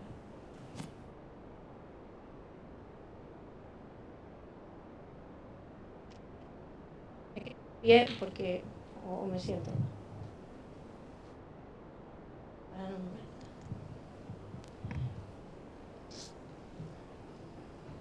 Bueno, simplemente sí decir que en España todo esto se ha recogido en el Plan Nacional de Educación y Patrimonio. Hablamos de vínculos, hablamos de la secuencia de sensibilización, es decir, que creo que es un ejemplo de cómo a veces el pensamiento en la universidad acaba reflejándose en un texto normativo, ¿no? Que es un plan nacional que lo que trata es de invertir en educación patrimonial, invertir tiempo e invertir recursos económicos, que eso también por parte del gobierno implica pues, que hay personal trabajando en ello, ¿no? Si queréis alguna pregunta del plan, rápidamente luego lo explico porque también está todo publicado. Obrigado, Laia. Vou fazer a primeira pergunta, depois a gente faz as rodadas. Eu queria entender um pouquinho melhor essa questão dos vínculos, né? A educação patrimonial, ao seu ver, tem uma tarefa de estabelecer vínculos, né? E esse vínculo, ele está meio... esse vínculo ele está relacionado a trazer o conhecimento sobre o patrimônio e fazer esse vínculo acontecer, né? Por que eu pergunto isso? Porque aqui no Brasil, depois que nós tivemos a ampliação do conceito de patrimônio cultural, e sobretudo porque o conceito de patrimônio cultural se refere a gente ter o desafio de sempre trabalhar pesquisadores, agentes do patrimônio, com todos os grupos formadores da sociedade brasileira, nós temos aqui comunidades, grupos sociais, memórias, patrimônios que foram invisibilizados. Comunidades indígenas, comunidades quilombolas e grupos sociais hoje nos centros urbanos, como comunidade LGBTQIA+, que são totalmente invisibilizadas. Então, a gente pensa que, na verdade, a gente vai mais escutar do que fazer com que tenha vínculo, através da instrução sobre o patrimônio. Dizendo, eu não sei nada sobre o patrimônio dos índios Wayampi, no Amapá, né? Sobre a cosmovisão, sobre a arte gráfica que eles fazem no corpo. Então, no meu papel da educação patrimonial, não seria estabelecer vínculos, mas escutá-los, entendê-los e saber que vínculos eles dão. Então, o papel da educação patrimonial é mais de escuta do que outra coisa. Então, eu queria entender um pouco esse papel de levar o conhecimento sobre o patrimônio, que não é uma perspectiva brasileira hoje, né? A gente não acredita que a gente leva o conhecimento, constrói de forma coletiva a partir de um processo de escuta. Os agentes, os pesquisadores escutam mais do que falam e instruem sobre o patrimônio, sabe? Aí eu me interessei muito sobre a questão do vínculo. O que é esse vínculo? É o papel da educação patrimonial. Trazer um vínculo a partir de conhecimentos que o educador traz para os educandos, né? E aí depois eu passo as perguntas. Obrigada. La pregunta es compleja, pero que se me hayan ocurrido ideas. Bueno, la primera, conocer el patrimonio, que parece que es un objetivo, ¿no? Conocer el patrimonio. Pero claro, conocer en términos educativos se abre, es un abanico enorme. Porque ¿qué es, por ejemplo, saber arte? ¿O qué es saber de historia? Y tradicionalmente pensamos que es el conocimiento conceptual, pero no solo. Eso es una pequeña, muy pequeña parte de todos los conocimientos que podemos adquirir con relación a lo que sea. En este caso, el bien patrimonial. Porque hacer arte y crear arte también es saber de arte. Pero ir a disfrutar, estoy metiendo verbos, de una exposición también es saber de arte. Y hablar con tus compañeros también es saber de arte. Entonces creo que el saber tiene que dejar de ser el saber conceptual, que es una especie de conceptualización del patrimonio que ha ayudado a que pierda su esencia, porque no habla de vínculos. Eso por una parte. Entonces, conocer creo que implica muchos saberes y además muchas formas de acceder a ese conocimiento. Entonces, en el ejemplo de invisibilización, hay hay algunos grupos invisibilizados, ¿no? La pregunta primera es, ¿ellos quieren visibilizarse o no? Quieren. Siguiente pregunta, porque hay en algunos casos que no es necesario, porque parece también que una visión hegemónica es que todo tiene que ser hiperconocido. El ejemplo más claro es los patrimonios íntimos y pequeños. No necesariamente todo tiene que ser conocido por los demás, o todo a la vez, ¿no? Pero si ellos quieren, la siguiente pregunta es ¿por qué han sido invisibilizados? Quizá ahí la ayuda es más la comprensión crítica de qué valores tienes tú que no se quieren dar a conocer a otros. Entonces ahí creo que la mediación, porque el vínculo existe, no tiene por qué ser, o no tiene sentido que tú consolides un vínculo que ya está, sino que ahí la mediación es una mediación crítica que ayude a tomar conciencia de qué valores tienes tú que no quieren ser reconocidos, y la segunda parte, si ellos quieren, es tratar de impulsar el conocimiento o de visibilizar lo que ha sido invisibilizado. Y eso me lleva a lo que probablemente esté detrás de la invisibilización. Y es un concepto que tampoco comparto, que es el patrimonio en conflicto. No sé si lo decís aquí, pero allí hablamos mucho del patrimonio en conflicto. Por todo lo que he explicado antes, cuando creo que queremos hablar o hablamos de patrimonio en conflicto, pero el patrimonio no está en conflicto.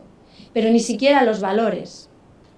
Porque si entendemos que los valores... No, ahora acabo, ¿no?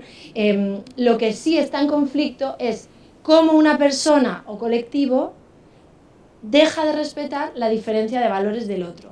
A ver si me explico. El patrimonio, como no tiene valor ni deja de tenerlo, nunca puede entrar en conflicto. Los valores tampoco, porque por definición son diversos. ¿Cuándo entra en conflicto? Cuando yo no respeto el tuyo. Entonces, quien está en conflicto es el ser humano, cómo está reaccionando ante tu patrimonio. Pero el problema se sitúa en el patrimonio, no, el patrimonio no tiene ningún problema. El problema es el ser humano que no es capaz de entender que pueden existir patrimonios diversos, compatibles, y que además no tiene que dedicarse a invisibilizar a otros. Entonces, claro, ¿cómo solucionas el problema? Fijándote en el invisibilizador. ¿Quién es ese que invisibiliza y por qué? El patrimonio no tiene problema. Ni siquiera en España tenemos muchos, entre comillas, patrimonios en conflicto, que tienen que ver con la guerra, con la ideología, con por ejemplo, con los nacionalismos, con el separatismo. Y entonces eso se proyecta sobre los bienes culturales de esos lugares. Que no, si los bienes no tienen ningún problema. La tradición que tienen en el País Vasco no es el problema. Es como yo, a través de esa extensión de ti, que es tu patrimonio, te agredo a ti. ¿Me explico? Entonces, ¿dónde está el conflicto? En el ser humano, que no es capaz de entender, porque no ha sido educado en la diversidad propia de los valores patrimoniales. Por eso yo creo que la mediación también tiene que insistir, por eso decía, en la diversidad. Y el no obsesionarse con conocer y valorar todo. No, yo hay patrimonio que no tengo por qué valorar. E incluso implícitamente y conscientemente quiero decir que no me parece valioso, pero por eso no es menos valioso. Pero yo no tengo que despreciarlo. ¿Ves? Son estadios distintos. Entonces, me parece muy interesante muchas figuras de mediación, pero no, yo no quiero nunca hablar del patrimonio. El patrimonio no es el conflicto es la falta de tolerancia del ser humano ante incluso aquello que no es capaz de entender, porque no es capaz de entender que hay patrimonios que tienen que ser incompatibles. Sé que es... Pero yo lo pienso en mi país, ¿no? Entonces nunca nos vamos a reconciliar, porque acabamos entendiendo, agredimos a la lengua del otro.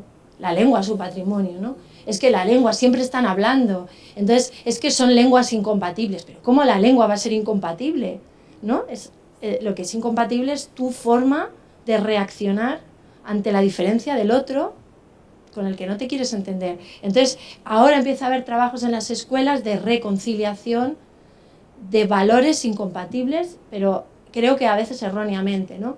Porque respetarte a ti implica que yo tengo que disfrutar de tus bailes. No, no tengo por qué disfrutar de tus bailes. Quizá tengo que disfrutar de que existan diferentes bailes y que ese tuyo sea tan distinto al mío. Y no me dice nada, pero entiendo que qué bien que haya bailes distintos. ¿Me explico? Y esto es desde pequeños, desde pequeñitos. Después ya no, tiene más difícil arreglo, la intolerancia, ¿no? Aunque tiene arreglo. Por eso nosotros insistimos tanto en la formación de maestros, ¿no? Decimos en España la pescadilla que se muerde la cola. Tenéis esa expresión que es como, es algo así como por dónde empezamos, ¿no? Porque la sociedad rechaza el patrimonio, pero bueno, el currículum habla de patrimonio, pero no llega a las escuelas. ¿Por qué? ¿Dónde está? ¿Dónde se corta la cadena, ¿no? Porque nuestro currículum sí habla de patrimonio, pero tú preguntas en las escuelas, haces una encuesta como hemos hecho para el Plan Nacional y el 80% no trabaja el patrimonio, cuando es una ley que hay que cumplir, que es el currículum. ¿Por qué? Y yo creo que la clave es los maestros, las maestras. ¿Qué les enseñamos en las facultades de educación? Que es donde nosotros trabajamos, y qué no les enseñamos. Y cuando les enseñamos, ¿cómo lo hacemos? La mayoría de las veces, modelos transmisivos.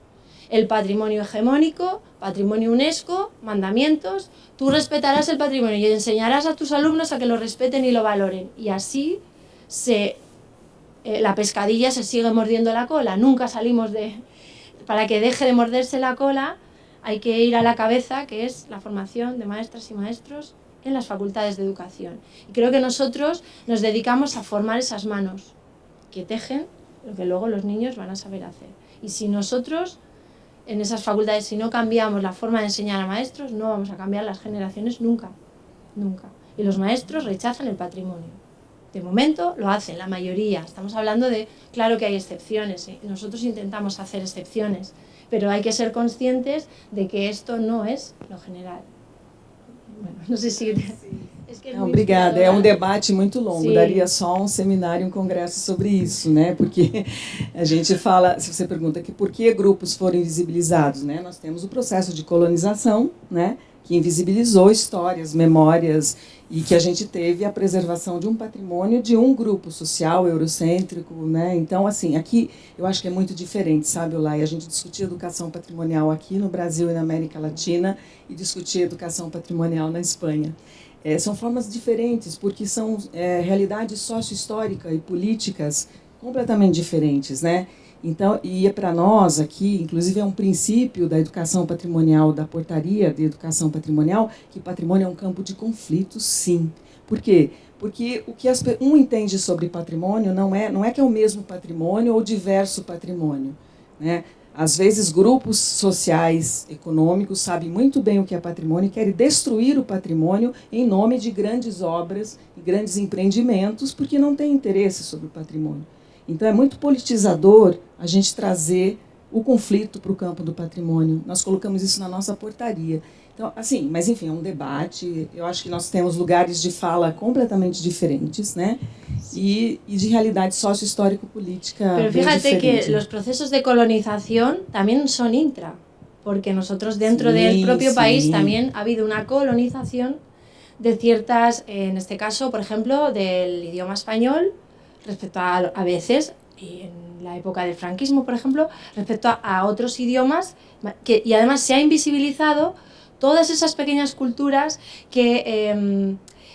digamos que eran de segunda categoría, pero hay una especie de reacción de todas esas culturas de recuperación de sus propias raíces y de utilizar estrategias y medios para hacerse visibilizar, ¿no? El problema ahí es cuando eso acabe utilizándose otra vez y apropiándose de tu visibilización, porque eso siempre es como una especie de constante, ¿no? Pero que a veces los procesos colonizadores son intra también, ¿no? Dentro del propio país, no solo con la lengua, también con ciertas tradiciones, lo urbano de lo rural, también hay colonizaciones, me gusta más ver eso, ¿no? La imposición de un criterio único, pero también hay una colonización del patrimonio hegemónico UNESCO es decir, allí vivimos, el patrimonio UNESCO es como el patrimonio de primera y ese es el que hay que enseñar, y después cuando yo pregunto a mis alumnos de pueblos, ¿tenéis patrimonio? Mentalmente dicen, no tenemos nada declarado, luego no. Esa es la colonización del concepto de patrimonio también, bueno, por jugar con el término colonización, ¿no? Y luego, claro, la que tú expresas, que es una colonización de un país o un continente respecto a otro, ¿no? Y que todavía seguimos heredando, ¿no? Yo creo que el poder del patrimonio también se ejerce reduciendo esa invisibilización, y yo creo que aquí hemos visto ejemplos de cómo esto sí se puede ir consiguiendo, ¿no? Y además hoy, con las tecnologías, el poder de los pequeños movimientos organizados que además utilizan las redes sociales, es extraordinario si se ejerce bien, ¿no? Y si no se deja manipular. Y a veces yo creo que es imparable esto, que hay una cierta empiece de revolución, ¿no? De revisibilizar del hilo, que se tiene que hacer gordo de nuevo, ¿no? Bom, perguntas.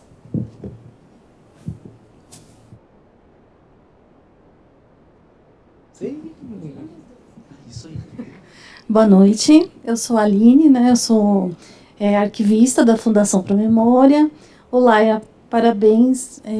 Eu acho que assim, a sua fala me trouxe várias questões, inclusive de como eu poderia trazer uma maior, né, eu ou outros arquivistas, né, para a questão dos documentos. Porque na questão do arquivo, o que difere um pouco, né, de outros patrimônios, e aqui é muito interessante porque a gente está falando de vários tipos de patrimônio, que caem também em documentos que são de comprovação de direitos e jurídicos.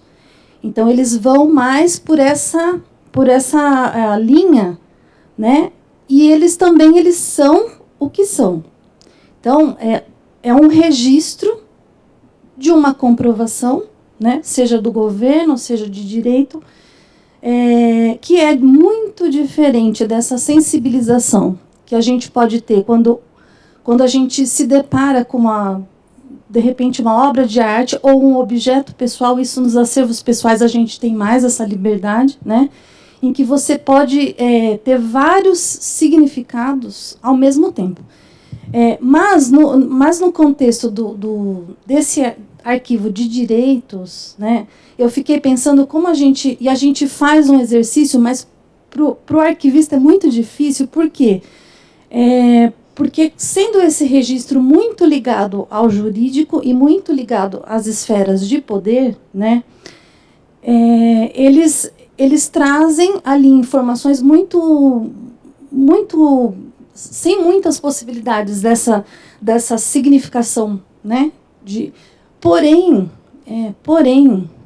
na sua fala, né, e isso a gente faz esse exercício, que a gente sabe que um processo jurídico, né, de uma pessoa que está presa, né, ou um processo jurídico de uma pessoa que foi invisibilizada num processo político, né? Esse processo, se ele está no meio de tantos outros documentos, a gente não está falando de um número ali, a gente está falando de uma pessoa, né? De uma história de vida. Se esse processo ele não tiver um correto encaminhamento, né? E ele ficar como tantos outros lá, uma pilha lá de documentos, e simplesmente cair na mão de um outro poder que também pode não ter nenhum tipo de sensibilização ou, né, como a Sônia falou também, ou ao contrário, pode ter uma outra intenção, né, como a gente vê nos regimes autoritários, ou enfim. Então, essa sensibilização para o arquivo, assim, ele é muito difícil, porque a gente tem que passar muito pela sensibilização das esferas de poder. E aí eu fiquei pensando, né, como a gente pode trabalhar num sentido mais de trazer mais humanidade para isso. Humanidade fica muito vago, né? Como você mesmo nos ensinou. Mas como trazer mais o vínculo mais próximo àquela vida que está ali, ou aquele significado? Ou como a gente pode, até uma segunda pergunta, partir para um trabalho de sensibilização desse vínculo para o poder também, para o poder que está cuidando ali. Porque é isso, como que vocês fazem essa sensibilização na parte prática, né? Porque os documentos de arquivo, só para encerrar, a gente precisa muito sensibilizar as pessoas que estão trabalhando com esse tipo de documento, através de chegar lá e falar, mas é a lei tal, você pode destruir porque é lei. Porque tem horas que parece que é a única linguagem que eles entendem, né? E não é isso, a gente não gostaria de falar só sobre isso, a gente gostaria de falar sobre vidas e sobre... É isso, eu acho que esse tema é incrível, até para a gente sair desse lugar também de conflito. Como a gente pode tentar uma mediação e não ficar só no embate de conflito? Seria essa a minha pergunta, tá? Só uma questão de ordem. Vamos fazer mais perguntas ou vai cada uma por causa do horário só? Isso. Então, vamos fazer, pode ser, Laia? 3 perguntas e... Eu queria, então, obrigada pela apresentação, acho que tem várias questões para a gente discutir bastante.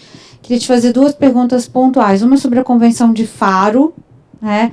Ela de fato, na Europa tem sido, né, ela é uma referência, e você disse, bom, na Espanha só foi aceita em 2018, e, enfim, em que medida isso, que consequências práticas isso tem na sua fala, sabe? Porque isso foi né, trouxe isso em primeiro plano para a sua fala, e, enfim, queria entender melhor essa circulação de ideias dessa carta que, de fato, na França é extremamente importante, extremamente citada, enfim, e pouco conhecida também, né, para nós, talvez essas questões não façam sentido, né?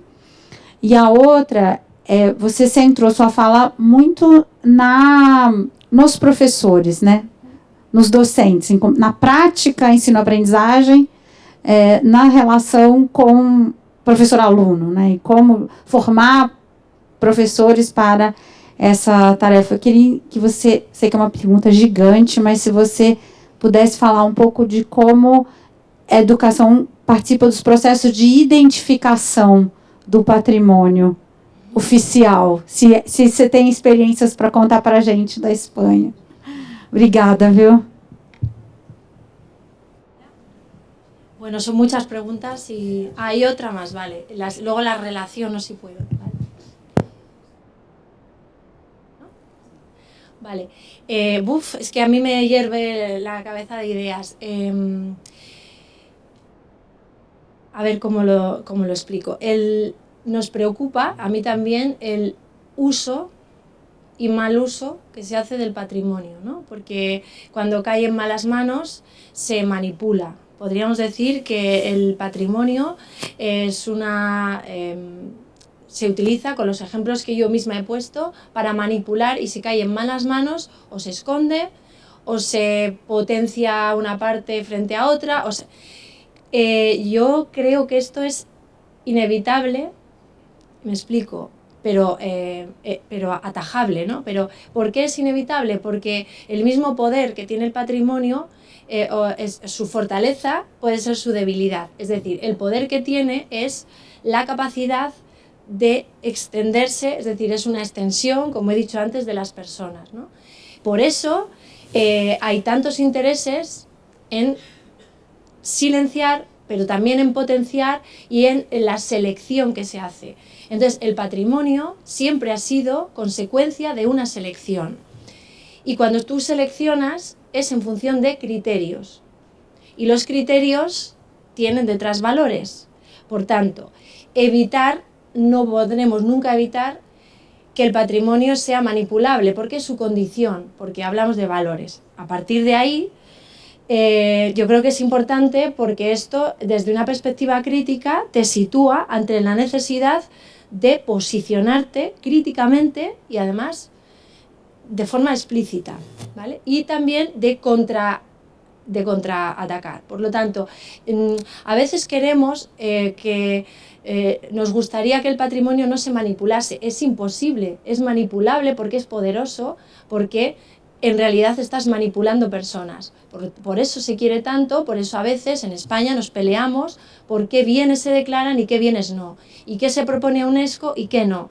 Y las comunidades autónomas se pelean porque su bien, su tradición, su patrimonio inmaterial vaya como candidatura a UNESCO.